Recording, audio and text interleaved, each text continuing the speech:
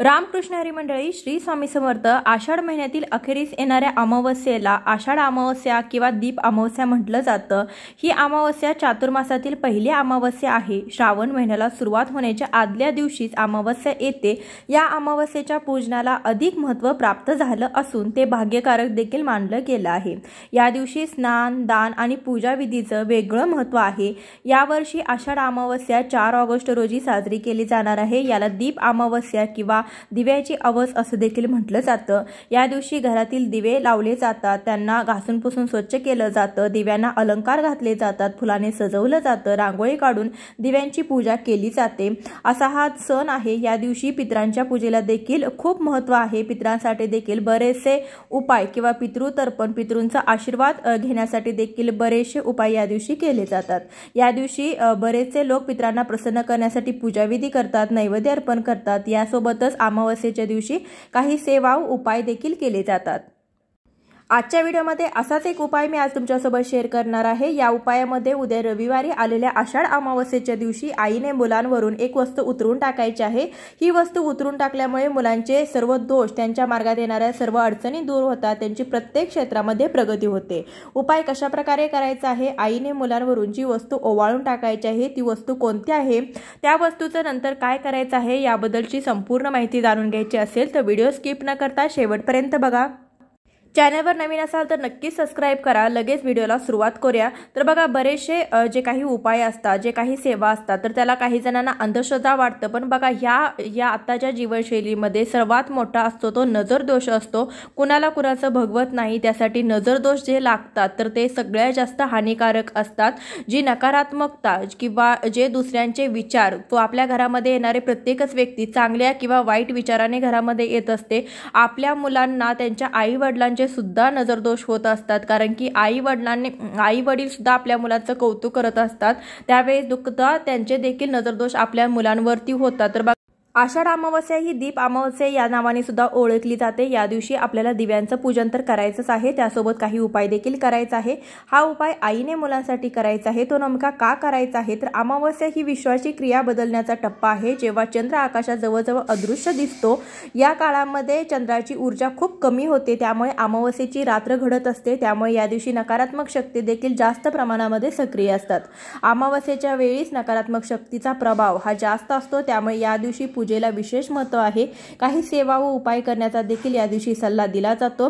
अमावस्येच्या दिवशी मानवी शरीरातील पाण्याची पातळी देखील कमी अधिक होत असते, त्यामुळे बऱ्याचशा लोकांची चिडचिड होते, घरात आल्याबरोबर रागराग करतात. तर ही जी काही कारणं आहेत ती नकारात्मक शक्ती त्यांच्यासोबत असते.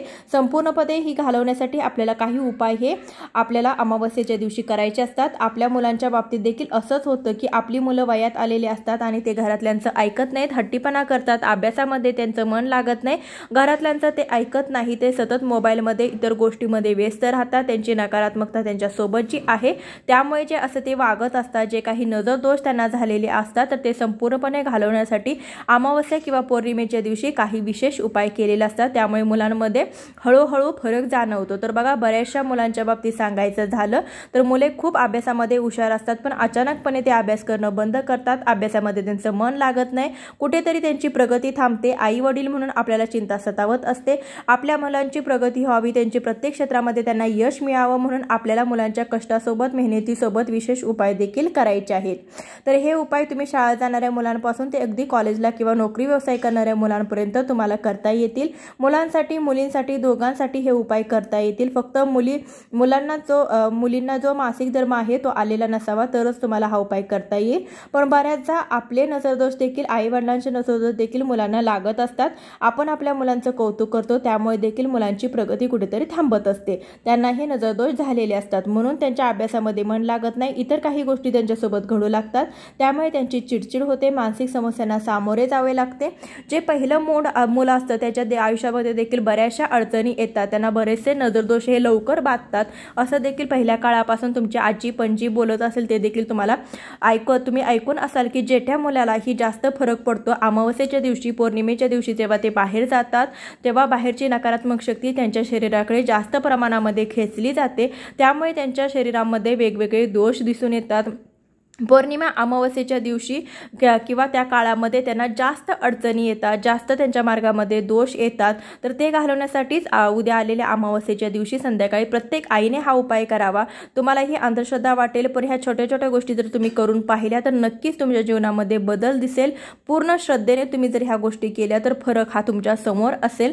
तर आता उद्या आषाढ अमावस्या म्हणजे दीप अमावस्या आहे। उद्याच्या दिवशी घरात आले असलेली सगळी नकारात्मकता म्हणजे अलक्ष्मी तुम्हाला घालवायची आहे, ज्यामध्ये तुम्हाला तुमच्या घरातील सगळी जाळी जळमटं काढून टाकायची आहे। त्यानंतर दिवे घासून पुसून लख करायचे आहे, त्यांचं पूजन करायचं आहे। तर आजच्या व्हिडिओमध्ये मी तुमच्यासोबत 2 उपाय शेअर करणार आहे। दोन्हीपैकी कोणताही एक उपाय तुम्ही तुमच्या समस्येनुसार करायचा आहे, किंवा जर तुम्हाला असं वाटले की दोन्ही उपाय मी करू शकते तर दोन्ही उपाय तुम्ही केले तर उत्तम आहे। कारण आज जी अमावस्या आहे ती लहान मुलांपासून म्हणजे शाळा जाणाऱ्या मुलांपासून अगदी नोकरी व्यवसाय करणाऱ्या मुलांपर्यंत हा उपाय या अमावस्येला करता येणार आहे। पण तुमची मुलं जर बाहेरगावी शिकायला असतील किंवा फॉरेनला नोकरी व्यवसाय निमित्ताने राहत असतील तर अशा वेळेस हा उपाय कसा करायचा, किंवा आईची अडचण आली असेल तर अशा वेळेस हा उपाय कसा करायचा हे देखील मी पुढे तुमच्यासोबत शेअर करणार आहे। तर संध्याकाळी दिवे लागण्याच्या आधीच तुम्हाला घर झाडून घ्यायचं आहे। दिवे लागल्यानंतर कधीही घराची स्वच्छता करू नये। 7:30 वाजायच्या अगोदरच आपल्याला स्वच्छता करून घ्यायची आहे। हा नियम तुम्ही रोजच तुमच्या आयुष्यामध्ये पाळा, बघा तुमच्या घरामध्ये आर्थिक परिस्थिती सुधारलेली तुम्हाला दिसून येईल। कारण की दिवे लागण्याच्या नंतर आपण जेव्हा झाडू मारतो तेव्हा घरातील लक्ष्मी निघून जाते, आणि दिवे लागण्याच्या अगोदर आपण जेव्हा झाडू मारतो तेव्हा घरातील अलक्ष्मी निघून जाते। तर हा नियम नक्कीच तुम्ही स्वतः तुम्हाला लावून घ्या। झाडू मारून झाल्यानंतर त्यानंतर मग हात पाय स्वच्छ धुवून घ्यायचे आहे। देवघरासमोरील दिवा प्रज्वलित करायचा आहे, धूप अगरबत्ती लावून घ्यायचं आहे। तुळशीसमोर देखील उद्या अमावस्या असल्याने शुद्ध गाईच्या तुपाचा दिवा लावायचा आहे, अगरबत्ती लावून घ्यायची आहे। त्यानंतर तुम्हाला हा उपाय करायचा आहे। तुमच्या देवघरासमोर पुरेशी जागा असेल तर तुम्ही तिथे बसून हा उपाय तुम्ही करू शकता। जागा नसेल तर तुम्ही तुमच्या हॉलमध्ये तुम्ही देखील हा उपाय केला तरी देखील चालेल। त्यासाठी तुम्हाला एक आसन घ्यायचं आहे, मुलांना आसनावरती बसवायचं आहे किंवा पाठ घ्या, कारण जमिनीवरती बसून कोणतीही सेवा किंवा उपाय करू नये, कारण असं केल्याने ती केलेली सेवा ही धरणीला मिळत असते, म्हणजे पृथ्वीला जाऊन मिळत असते। तर आता तुमचं 1 मूल असतील तर 2 मूल असतील तर प्रत्येक मुलासाठी तुम्हाला वेगवेगळ्या वस्तू काढून घ्यायच्या आहेत। 2 मुले असतील तर पहिल्या मुलाला तुम्हाला आसनावरती बसवायचं आहे, त्याचं तोंड दक्षिणेकडे होणार नाही, अशा पद्धतीने मुलाला आसनावरती बसवायचं। पहिल्या उपायासाठी तुम्हाला 7 लवंगा लागणार आहेत। अखंड फुलं असलेल्या 7 लवंगा घ्यायचे आहेत। या उपायासाठी अखंड असलेल्या फुला लवंगाच आपण वापरायचे आहेत। 7 लवंगा घेतल्यानंतर तुम्हाला एक पेपर घ्यायचा आहे आणि त्यामध्ये एक भीमसेनी कापराची वडी घ्यायची आहे। 7 लवंगा मुलांच्या डोक्यापासून पायापर्यंत अशा गोलाकारामध्ये तुम्हाला 7 वेळा उतरून घ्यायचे आहेत। उतरून घेत असताना श्री स्वामी समर्थ या मंत्राचा तुम्ही जप करू शकता। तसं तर तुम्ही श्री गुरुदेव दत्त या मंत्राचा देखील जप करू शकता।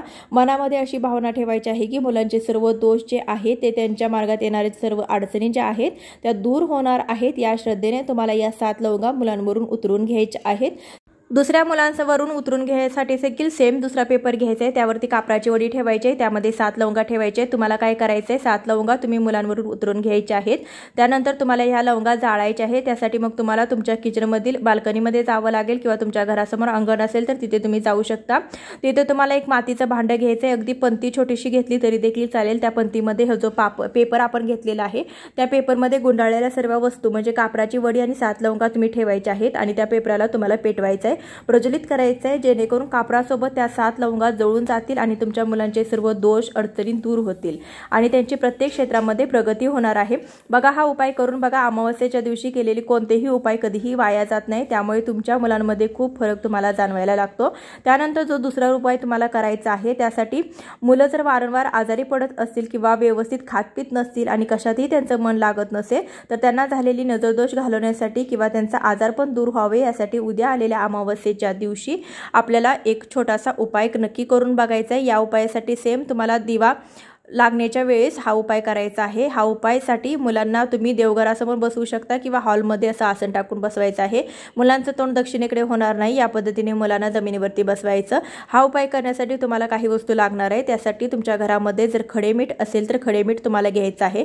खडे मीठ नसेल तर साधं मीठ घेतलं तरी देखील चालेल, पण खडे मीठामध्ये नकारात्मक शक्ती खेचून घेण्याची क्षमता ही जास्त प्रमाणामध्ये असते, त्यामुळे शक्य झालं तर खडे मीठच आपल्याला वापरायचं आहे। त्यानंतर तशी जी दुसरी वस्तू आपल्याला लागणार आहे ती म्हणजे 4 ते 5 लाल अख्ख्या मिरच्या तुम्हाला घ्यायच्या आहेत। ज्यांना देठ असतील, शेंडा बुडका असलेल्या आपल्याला अख्ख्या मिरच्या घ्यायच्या आहेत।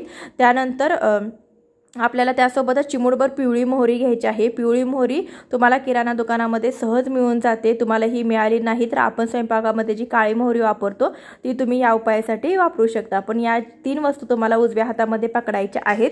दोन्ही मुलांसाठी म्हणजे तुमची 2 मुलं असतील तर तुम्हाला एक मुलगा मुलगी असेल किंवा दोन्ही मुली असतील तर तुम्ही दोन्ही मुलांसाठी वेगवेगळ्या ह्या वस्तू घ्यायच्या आहेत। उजव्या हातामध्ये पकडायच्या, मुलांच्या डोक्यापासून ते पायापर्यंत असं 7 वेळा गोलाकारामध्ये फिरवायचं आहे। श्री स्वामी समर्थ या मंत्राचा तुम्हाला जप करायचा आहे। किंवा फिरवत असताना तुम्ही दुसरा एक मंत्र म्हणू शकता, ते तुम्हाला सांगते। इष्ट मिष्ट भूताकेताची आल्या गेल्याची पारुषा केराची दृष्ट चुलीत जाऊ दे असं मंत्र म्हणत तुम्हाला डोक्यापासून पायापर्यंत 7 वेळा गोलाकारामध्ये ओवाळून घ्यायचं आहे। ओवाळत असताना अँटी क्लॉकवाईज म्हणजे विरुद्ध दिशेने, घड्याळाच्या काट्याच्या विरुद्ध दिशेने तुम्हाला ओवाळून घ्यायचं आहे।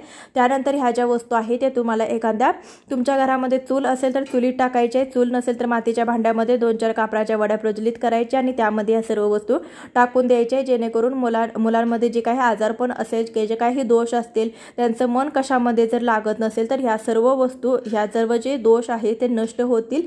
तर आजच्या व्हिडिओमध्ये बरीचशी माहिती देण्याचा प्रयत्न केलेला आहे। व्हिडिओ आवडला असेल तर नक्कीच लाईक करा, जास्तीत जास्त लोकांपर्यंत शेअर करा।